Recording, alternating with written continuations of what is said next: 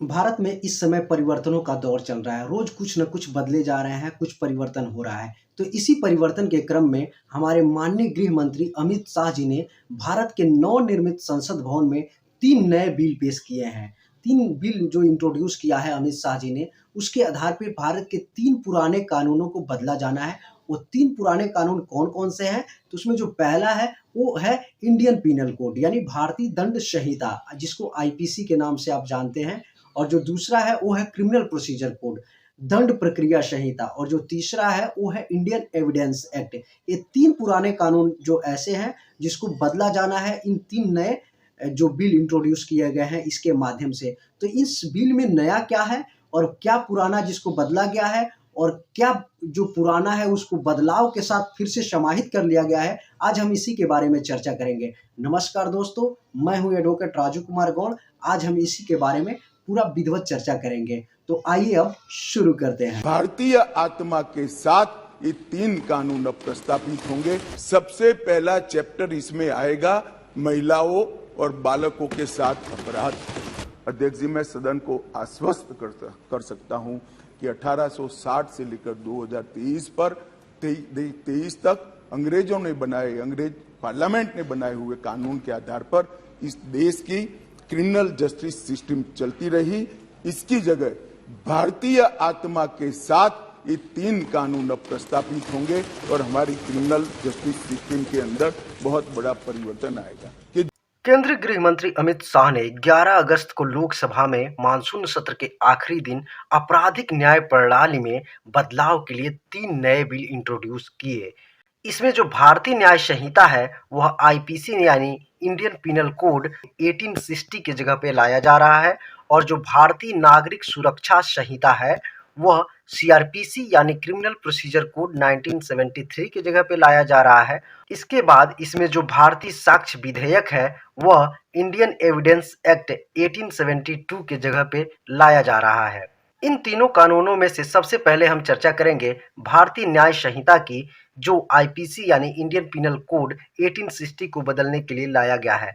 IPC में पहले 511 sections थे, अब भारतीय न्याय संहिता 2023 में सिर्फ 356 सेक्शंस होंगे। इनके 175 सेक्शंस में बदलाव हुआ है, 8 नए सेक्शंस जोड़े गए हैं और 22 सेक्शंस को खत्म कर दिया गया है। अब यदि हम इसमें हुए महत्वपूर्ण बदलावों के बारे में बात करें तो सबसे पहले नंबर आता है राजद्रोह यानी सेडिशन को खत्म किया जाना। अब भारतीय न्याय संहिता में राजद्रोह को पूरी तरह खत्म कर दिया गया है, लेकिन इसके जगह पर आईपीसी की धारा 124 ए में राजद्रोह की जो परिभाषा दर्ज है, करीब करीब उसी तरह की परिभाषा भारतीय न्याय संहिता 2023 के प्रस्तावित सेक्शन 150 यानी 150 धारा में दी गई है। सिर्फ शब्द राजद्रोह को हटाया गया है। व्यवहारिक रूप में यदि आप देखें तो इसे पूरी तरह से खत्म नहीं करके नए क्लेवर में अधिक कड़ा प्राविधान इसको बना दिया गया है। जो पहले सजा 3 साल से लेकर के उम्र कैद तक की थी, अब वो सजा 7 साल से लेकर के उम्र कैद तक की होगी। यानी जो न्यूनतम सजा का प्राविधान 3 साल था उसको अब हटा करके 7 साल कर दिया गया है। इसके बाद आता है टेररिज्म एक्ट को पहली बार परिभाषित किया जाना और उसके लिए सजा का प्राविधान किया जाना। नए बीएनएस बिल के सेक्शन 111 में टेररिज्म एक्ट को परिभाषित किया गया है और इसके लिए सजा का भी प्राविधान किया गया है। लेकिन जो परिभाषा सेक्शन 111 में टेररिज्म एक्ट की दी गई है वह बहुत ही खतरनाक है। यदि वह इसी रूप में पास हो जाता है तो कोई भी व्यक्ति अपने अधिकारों के लिए या सरकार के गलत नीतियों के विरोध के लिए किसी भी तरीके से धरना प्रदर्शन करने से बचेगा, क्योंकि कोई भी लोकतांत्रिक अहिंसक आंदोलन कुछ अराजक तत्वों द्वारा हिंसक बना दी जाती है तो उससे पब्लिक ऑर्डर पर प्रभाव पड़ता ही है और कुछ पब्लिक प्रॉपर्टी को नुकसान हो ही जाती है।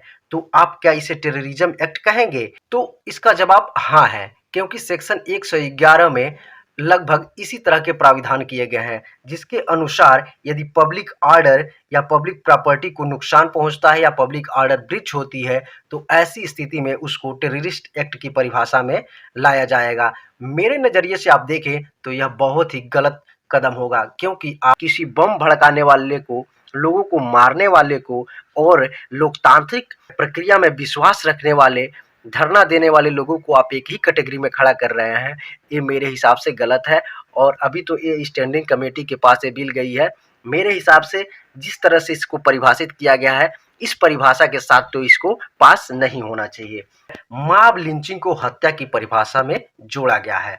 अब इसमें कहा गया है कि जब 5 या 5 से अधिक लोगों का एक समूह एक साथ मिलकर नस्ल, जाति या समुदाय, लिंग, जन्म स्थान, भाषा, व्यक्तिगत विश्वास या किसी अन्य आधार पर हत्या करता है, तो ऐसे समूह के हर सदस्य को न्यूनतम सजा 7 साल और अधिकतम मौत की सजा से दंडित किया जाएगा। इसके अलावा उस पर जुर्माना भी लगाया जाएगा। गैंग रेप के अब सभी मामलों में 20 साल की सजा से लेकर के आजीवन कारावास तक की सजा का प्राविधान किया गया है।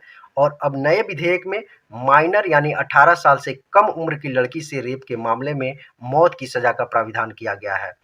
नए विधेयक में sexual intercourse not amounting to the offence of rape के परिभाषा व सजा के प्राविधान को जोड़ा गया है। इसमें कहा गया है कि यदि कोई व्यक्ति किसी महिला को शादी का झांसा देकर या रोजगार, पदोन्नति का वादा या अन्य प्रलोभन देकर जिसे उसको पूरा करने का इरादा न हो, उस महिला से शारीरिक संबंध बनाता है, तो वह sexual intercourse not amounting to the offence of rape के दायरे में आएगा। इसमें अधिकतम सजा 10 साल तक की दी गई है। न्यूनतम सजा का कोई लिमिटेशन नहीं दिया गया है। यह कोर्ट के ऊपर निर्भर करेगा कि वो कितना कम से कम सजा दे सकता है, लेकिन जो अधिकतम सजा होगी वो 10 साल तक की ही होगी। इसके पहले ऐसे मामलों को 376 आईपीसी में डील किया जाता था। सेक्शन 90 जो मिसकंसेप्शन ऑफ फैक्ट है, उसी के साथ इसको 376 को पढ़ा जाता था और इसी में सजा होती थी। 376 का इस समय सजा का प्राविधान है वो न्यूनतम 10 साल और अधिकतम उम्र कैद तक की सजा का प्राविधान है। इसके बाद यदि हम बात करें कि आप इस प्रावधान में शादी के झूठे वादे को रोजगार या पदोन्नति के वादे के साथ जोड़ना, आगे बढ़ने का तरीका बता रहे हैं, तो ये बिल्कुल गलत है। क्योंकि शादी के वादे को रोजगार या पदोन्नति के वादे के साथ नहीं जोड़ा जा सकता, क्योंकि शादी का वादा प्यार, विश्वास पर आधारित है, जबकि रोजगार या पदोन्नति का वादा लाभ है जिसे महिला सेक्स के बदले में स्वीकार कर रही है। यह पारस्परिक लाभ का रिश्ता है। जब एक महिला जानती है कि वह क्या कर रही है, यानी रोजगार या प्रलोभन के लिए सेक्स कर रही है, तो यह धोखेबाज या झूठे वादे के तहत नहीं आता है और इसके तहत आपको इसमें सजा नहीं दिया जाना चाहिए। तो इसमें जो sexual intercourse not amounting to the offence of rape में जो एक कहा गया है कि रोजगार या पदोन्नति का वादा करके, इसको तो हटाया जाना चाहिए, क्योंकि मेरे नजरिए में ये बिल्कुल गलत है। इसके बाद जो नया बिल में आया है वह है कम्युनिटी सर्विस यानी सार्वजनिक सेवा को सजा के तौर पर शामिल किया जाना। भारतीय न्याय संहिता है उसमें अब प्राविधान किया गया है कि डिफेमेशन यानी मानहानि, 5,000 से कम कीमत की चोरी, सुसाइड अटेम्प्ट के लिए कम्युनिटी सर्विस यानी सार्वजनिक सेवा को करने के लिए अभियुक्त को सजा दी जा सकती है। ये एक अच्छा कदम है। इसके बाद जो नया बदलाव है वो 302 का है। जो पहले 302 में पनिशमेंट ऑफ मर्डर था, यानी हत्या के लिए सजा का प्राविधान किया गया था। लोग कहते थे कि 302 का अपराध किया है, लेकिन अब उसके जगह पे चेन स्नेचिंग है। इसके बाद जो परिवर्तन एक हुआ है वो है 420 का। जो आप कहते थे कि ये 420 का अपराध किया है, अब 420 316 हो गया है। सेक्शन 316 में 420 वाले प्राविधान जोड़े गए हैं। इसके बाद यदि हम बात करें तो इस बिल में गलत पहचान बताकर यौन संबंध बनाने वाले को भी अपराधी माना गया है और इसको अपराध की श्रेणी में रखा गया है और इसके लिए सजा का भी प्राविधान किया गया है। ये तो बात रही भारतीय न्याय संहिता की। अब हम बात करेंगे भारतीय नागरिक सुरक्षा संहिता की, जो सीआरपीसी यानी क्रिमिनल प्रोसीजर कोड 1973 को बदलने के लिए लाया गया है। सीआरपीसी में पहले 484 सेक्शंस थे। अब भारतीय नागरिक सुरक्षा संहिता 2023 में कुल 533 सेक्शंस होंगे। इनके 160 सेक्शंस में बदलाव हुआ है, 9 नए सेक्शंस जोड़े गए हैं और 9 सेक्शंस को ही खत्म किया गया है।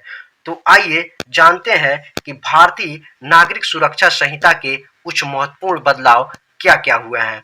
तो इसके तहत अब एफआईआर से लेकर केस डायरी तक, केस डायरी से लेकर चार्जशीट तक और चार्जशीट से लेकर जजमेंट तक सारी प्रक्रिया को डिजिटाइज करने का प्राविधान किया गया है, ताकि कागजों का ढेर न बने। इसके अलावा सर्च और जब्ती के दौरान वीडियोग्राफी को अनिवार्य कर दिया गया है। पुलिस यदि बिना रिकॉर्डिंग के कोई चार्जशीट फाइल करती है तो वह मान्य नहीं होगा। इसके बाद जो प्राविधान किया गया है वह कहता है कि जिन मामलों में 7 साल या उससे ज्यादा का सजा है तो वैसे केस में क्राइम सीन पर फोरेंसिक टीम का जाना अनिवार्य होगा। इसके बाद यौन हिंसा में पीड़िता का बयान और बयान की वीडियो रिकॉर्डिंग अब अनिवार्य होगी।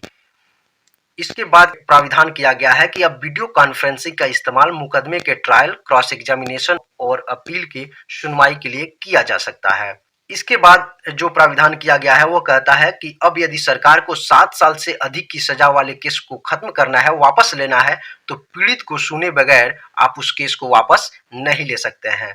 इसके बाद आगे जो कहा गया है भारतीय नागरिक सुरक्षा संहिता में वह कहा गया है कि अब किसी भी मामले में 90 दिन के भीतर पुलिस को चार्जशीट फाइल करनी पड़ेगी।